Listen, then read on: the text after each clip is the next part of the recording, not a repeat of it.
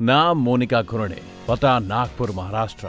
जिन्हें एक वक्त पूरी दुनिया परफ्यूम यानी इत्र की वजह से जानती थी, लेकिन कुछ सालों तक परफ्यूम और उसके एडवर्टीजमेंट के लिए पूरी दुनिया में फेमस रही मोनिका आज सिर्फ और सिर्फ अपनी कत्ल की कहानी के लिए जानी जाती है। आज के इस वीडियो में हम आपको उसी मोनिका घुरणे की कहानी सुनाने जा रहे हैं जिनके कत्ल ने सबके रोंगटे खड़े कर दिए थे। बेहद खूबसूरत 38 साल की मोनिका घुरणे महाराष्ट्र के नागपुर शहर की रहने वाली थी।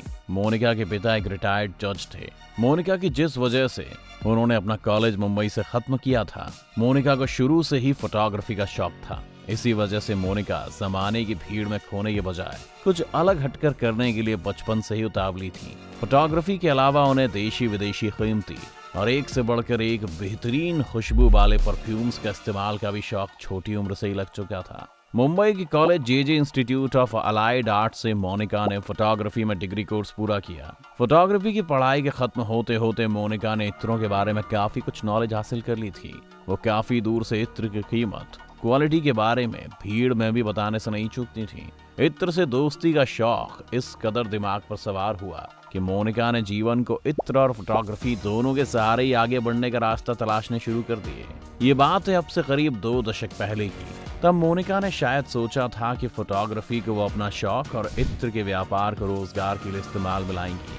हसीन सपनों को पंख लगाने की उम्मीदें पालने वाली मोनिका ने मुंबई को छोड़ दिया। बेंगलुरु पहुंचने के कुछ समय बाद ही मोनिका ने पेशे से फोटोग्राफर दोस्त से शादी कर ली। ये बात है साल 2004 की। शादी के कुछ दिनों बाद ही दोनों को लगा कि शायद उन्होंने रहने के लिए बेंगलुरु को गलत चुन लिया है। लिहाजा दोनों मोनिका घुरणे और उनके पति साल 2009 में बेंगलुरु को छोड़कर रहने के लिए चेन्नई चले गए। ये बात अलग है कि मोनिका और उनके पति का दिल चेन्नई में ज्यादा वक्त नहीं लगा। उसके बाद साल 2011 में उन दोनों ने नया ठिकाना बनाया गोवा में। गोवा में जब मियाँ बीवी की जिंदगी की गाड़ी पटरी पर आने लगी तो मोनिका ने फोटोग्राफी और इत्र के व्यापार को भी ऊंचाइयां देनी शुरू कर दी। नतीजा ये रहा कि रातों रात देखते ही देखते मोनिका घुरणे इंटरनेशनल फेम हो गई।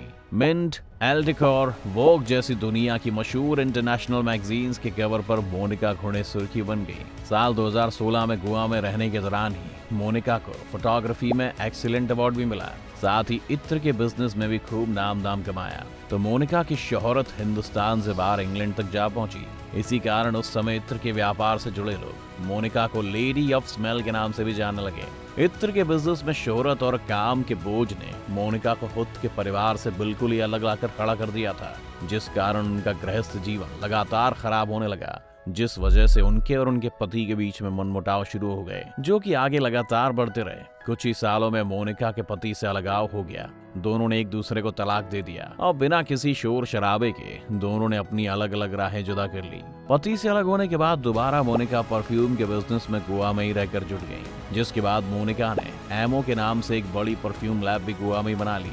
पति से अलग होने के करीब 1 साल बाद यानी अप्रैल 2016 में मोनिका ने पणजी से 10 से 12 किलोमीटर दूर कलंगुट समुद्र तट के करीब सनगोल्डा स्थित सपना राज वैली सोसाइटी में 3 बेडरूम का एक फ्लैट खरीदा और फिर वो अकेली उस कीमती फ्लैट में शिफ्ट हो गई। इस कहानी के बाद अगर मर्डर की कहानी पर आए तो गोवा के उसी संगोल्डा गांव का बंद फ्लैट में एक लाश मिलती है, जिसके जिस्म पर कपड़े नहीं थे और बेड से उस लाश के हाथ पांव बंधे हुए थे। ये लाश थी मोनिका घुरणे की। 6 अक्टूबर को मोनिका के घर में काम करने वाली उनकी नौकरानी पहुंची।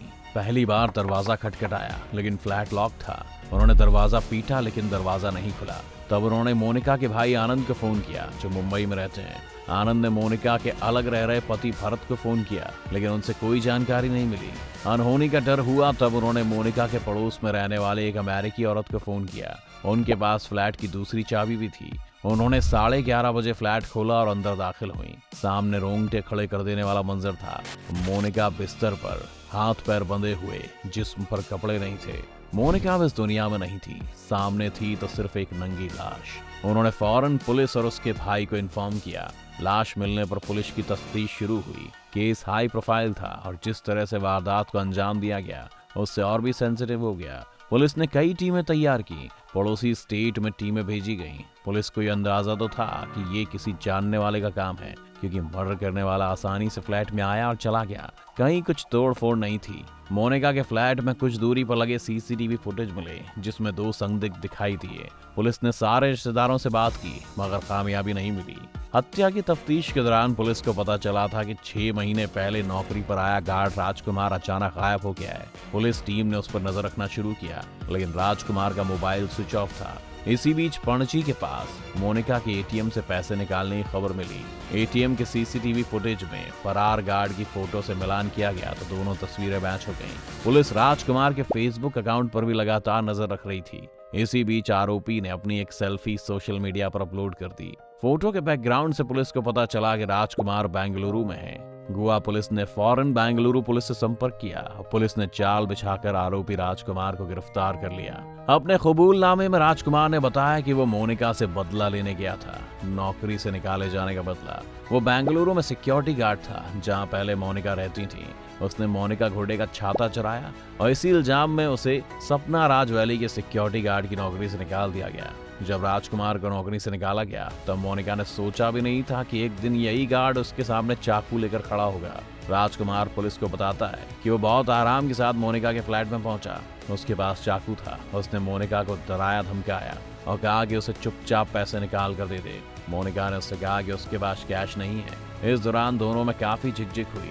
मोनिका इतना डर गई कि उसने फौरन अपना एटीएम डेबिट कार्ड निकाल कर दिया और पिन नंबर भी बता दिया और कहा कि वो इससे पैसे निकाल ले। इसके बाद उसने पुलिस को बताया कि वो हमला न कर दे, इसीलिए मोनिका ने उसे खाने पीने की चीजें ऑफर की और कहने लगी कि वो पक्का इस बारे में किसी को कुछ नहीं बताएगी। लेकिन अचानक उसने उसके हाथ से चाकू छीन लिया और शोर मचाना शुरू कर दिया। उसने पुलिस से ये भी कहा कि वो मोनिका को मारना नहीं चाहता लेकिन वो डर गया था और उसकी आवाज को खामोश करने के लिए उसने तकिया उठाया और उसका मुंह दबाया। सांस घुटने से वो बेहोश हो गई और उसने उसके हाथ पैर बांध दिए। उसने आगे बताया कि उसने रेप के इरादे से उसके कपड़े जरूर उतार दिए थे लेकिन रेप नहीं किया। राजकुमार के इस कबूलनामे के बाद ही पुलिस को इस केस से जुड़ी सारी जानकारी मिल सकी। इस केस पर आप अपनी राय में कमेंट बता सकते हैं। साथ ही इस वीडियो को लाइक और शेयर करना ना भूलें और चैनल को सब्सक्राइब भी कर लें।